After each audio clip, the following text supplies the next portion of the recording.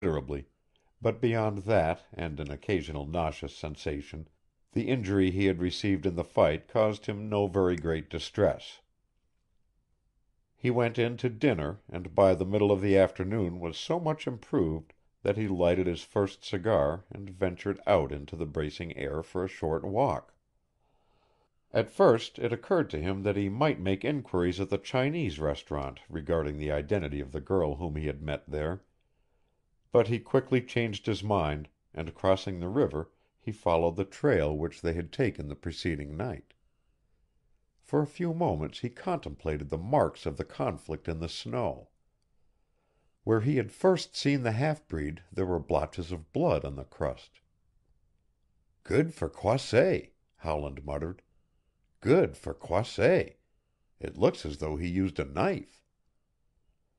He could see where the wounded man had dragged himself up the trail, finally staggering to his feet, and with a caution which he had not exercised a few hours before, Howland continued slowly between the thick forest walls, one hand clutching the butt of the revolver in his coat pocket.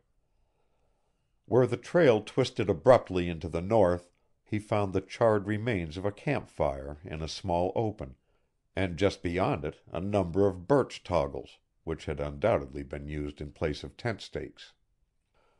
With the toe of his boot he kicked among the ashes and half-burned bits of wood.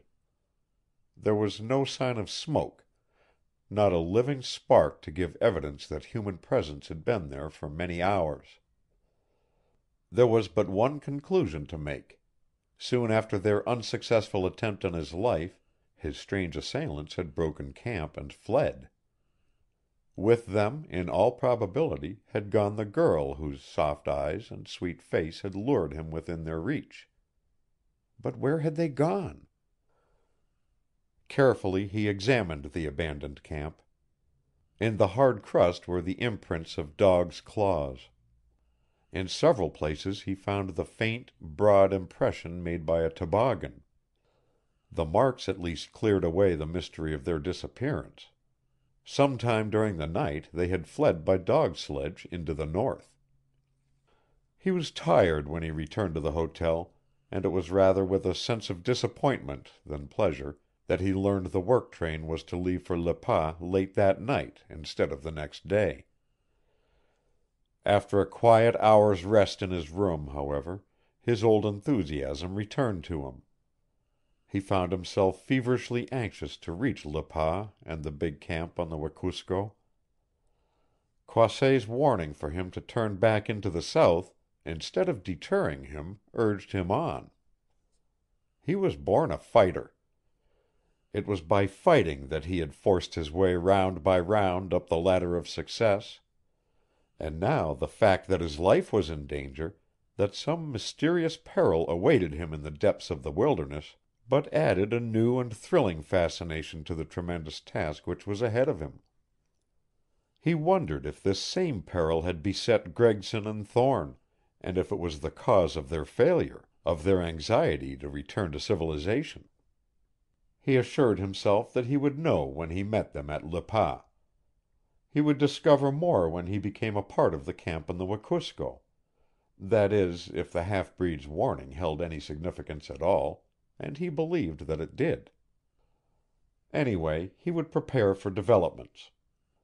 So he went to a gun shop, bought a long-barreled six-shooter and a holster, and added to it a hunting knife like that he had seen carried by Croisset. It was near midnight when he boarded the work train, and dawn was just beginning to break over the wilderness when it stopped at Etomami, from which point he was to travel by hand car over the 60 miles of new road that had been constructed as far north as Le Pas. For 3 days the car had been waiting for the new chief of the road, but neither Gregson nor Thorne was with it. "Mr. Gregson is waiting for you at Le Pas," said one of the men who had come with it. "Thorne is at Wekusko." For the first time in his life Howland now plunged into the heart of the wilderness, and as mile after mile slipped behind them and he sped deeper into the peopleless desolation of ice and snow and forest, His blood leaped in swift excitement, in the new joy of life which he was finding up here under the far northern skies. Seated on the front of the car, with the four men pumping behind him, he drank in the wild beauties of the forests and swamps through which they slipped, his eyes constantly on the alert for signs of the big game which his companions told him was on all sides of them. Everywhere about them lay white winter. The rocks, the trees, and the great ridges, which in this north country are called mountains, were covered with 4 feet of snow, and on it the sun shone with dazzling brilliancy. But it was not until a long grade brought them to the top of one of these ridges, and Howland looked into the north, that he saw the wilderness in all of its grandeur. As the car stopped, he sprang to his feet with a joyous cry, his face aflame with what he saw ahead of him. Stretching away under his eyes, mile after mile, was the vast white desolation that reached to Hudson Bay. In speechless wonder he gazed down on the unblazed forests, saw plains and hills unfold themselves as his vision gained distance, followed a frozen river until it was lost in the bewildering picture, and let his eyes rest here and there on the glistening, snow-smothered bosoms of lakes rimmed in by walls of black forest. This was not the wilderness as he had expected it to be, nor as he had often read of it in books. It was not the wilderness that Gregson and Thorne had described in their letters. It was beautiful. It was magnificent. His heart throbbed with pleasure as he gazed down on it. The flush grew deeper in his face, and he seemed hardly to breathe in his tense interest. One of the 4 on the car was an old Indian, and it was he, strangely enough, who broke the silence.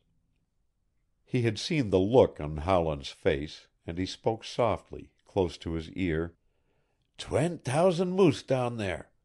20,000 caribou. No man, no house, more 20,000 miles.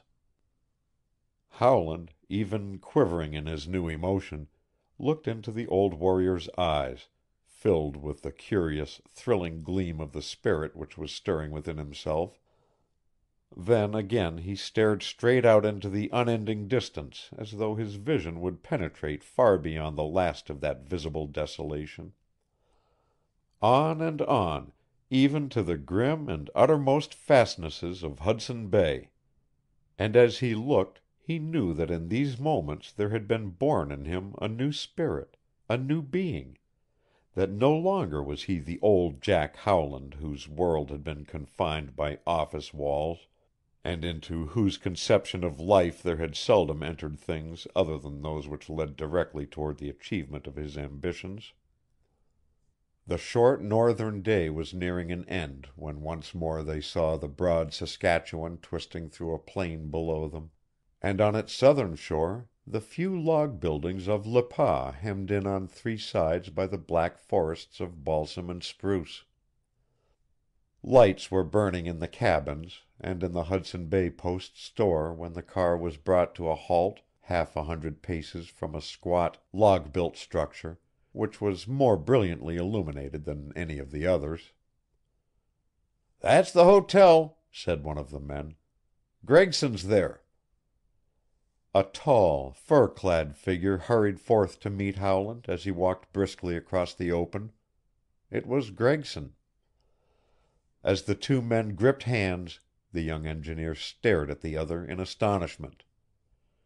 This was not the Gregson he had known in the Chicago office, round-faced, full of life, as active as a cricket. "Never so glad to see any one in my life, Howland," he cried, shaking the other's hand again and again. "Another month and I'd be dead. Isn't this a hell of a country?" "I'm falling more in love with it at every breath, Gregson. What's the matter? Have you been sick?" Gregson laughed as they turned toward the lighted building. It was a short, nervous laugh, and with it he gave a curious sidewise glance at his companion's face. Sick? Yes, sick of the job.